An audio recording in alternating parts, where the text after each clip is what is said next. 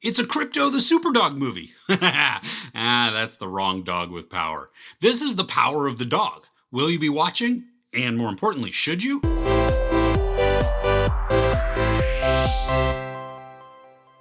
A charismatic rancher inspires fear and awe in those around him, but when his brother brings home a new wife and her son, he torments them until he finds himself exposed to the possibility of love.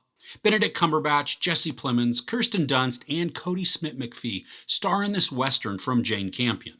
The setting is Montana in the late 1920s, but this was actually filmed in New Zealand, and the mountains and plains are beautiful and create a wide open and daunting landscape.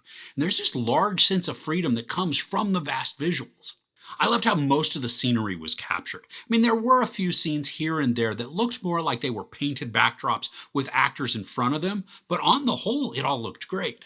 Cumberbatch is wonderful as the antagonistic jerk Phil Burbick. He's rude and even cruel to many around him, including his brother George, who's played by Jesse Plemons, and also George's new wife, played by Dunst. Phil is a pretty despicable character for the majority of the film.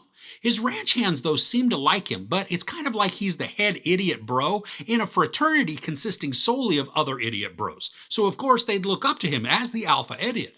But the thing is, he's not stupid. In fact, he's very well educated and knowledgeable. He's just a hardened and angry man. The movie really focuses on Phil's emotional journey, even though it's very subtle most of the time. Smit-McPhee as Dunst's son plays the role of a meek and kind young man who's also incredibly inquisitive and intuitive.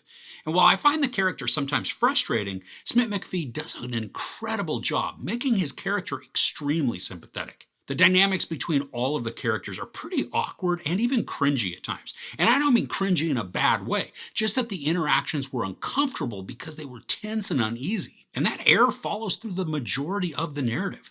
There's a low-level dread or discomfort that comes from watching all of the characters interact. And it feels like there's a boiling point that will be reached and some explosive climax will either resolve everything or cause it all to descend into utter chaos. But neither of these happen. The story is a slow character journey where we watch Phil begin to open his heart and become less hard.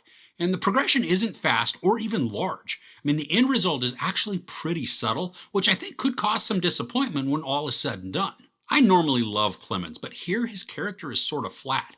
There's not much for him to do, but he still does his best to create a patient, if not frustrated, brother and husband. Dunst does a great job in her character's slow deterioration. I loved how quietly emotive she was, especially in this dinner scene.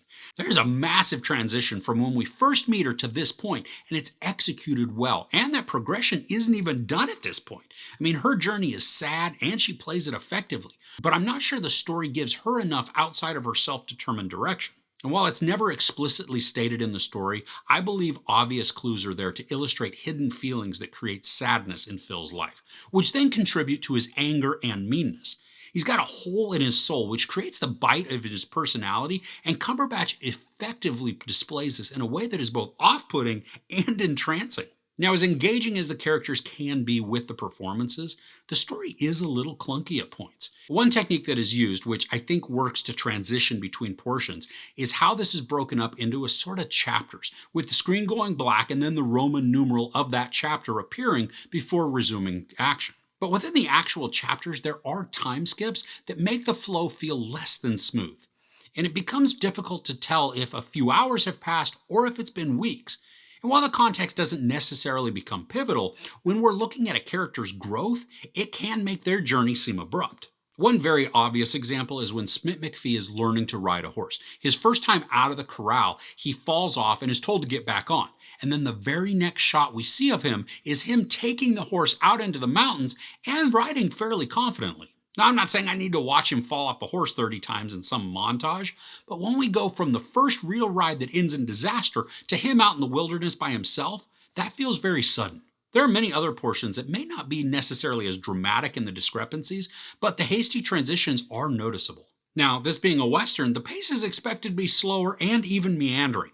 And it is patient in the storytelling, which didn't totally bother me because it was how I figured it would be. But I do think that there are some moments that did less to add to the narrative than they did to add to the time. And the movie is a little over 2 hours, so the moments and montages that felt drawn out only made me feel the time rather than reinforce any message of the story. I'm a huge fan of character growth in stories. Whether the players learn a lesson or just aren't in the same position they were when the movie began, as long as they're not static, I can enjoy that. I do like that we get to see some really good growth in Cumberbatch's Phil. I think some of it is subtle, though, especially in the fact that the other players within the story don't get to witness it, save for Smit-McPhee. The difference, though, from when we meet his character at the beginning to how he is at the end shows a warmth and acceptance that's evident in some of the character's final actions. Now, for animal lovers, there are some sequences that can be turnoffs.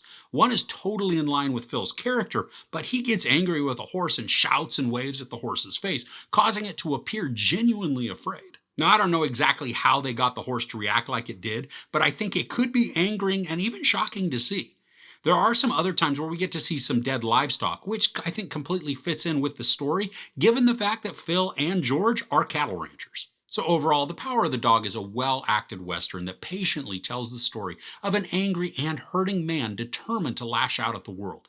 Cumberbatch becomes one we love to hate as he crafts a character that is contemptuous but softening. The sceneries and cinematography are beautiful, creating an open and isolating world for our characters to interact with. I would have preferred more flowing transitions and less abrupt time jumps, but the story is still engaging, even if it is a little clunky and slowly paced. I began to really enjoy the dynamic between Cumberbatch and Smit-McPhee, but ultimately, this story isn't one that entices me to want to revisit it. There's not really any sex, save for the beginning of some solo action, and there's nudity, a lot of profanity, and some violence. I give The Power of the Dog 3.5 out of 5 couches. So do you have a favorite movie or show that stars Benedict Cumberbatch? Let me know what it is in the comments below. If you enjoyed this review, please give it a like. Also, don't forget to share and subscribe. I'm Chris. This is Movies and Munchies. Thanks for couching with me.